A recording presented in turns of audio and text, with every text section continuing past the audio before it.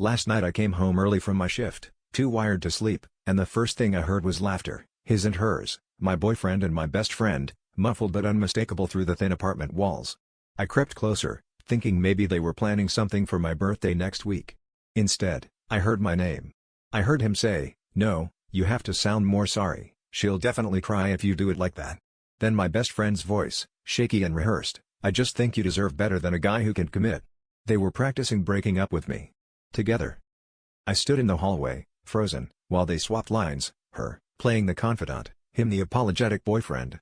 They laughed about how she'll probably throw something, and I realized they'd been together long enough to know how I'd react.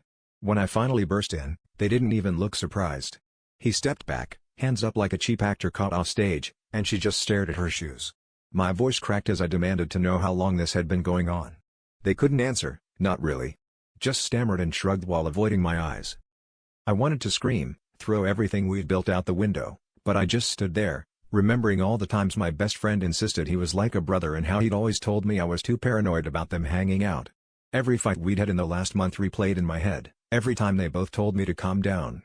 The worst part wasn't even the betrayal, it was realizing how easily I'd let them both gaslight me, how desperately I wanted to believe I was just insecure and jealous for no reason. When I finally packed my things and walked out, neither of them tried to stop me. But instead of breaking down, I felt something snap inside, a weird, cold relief.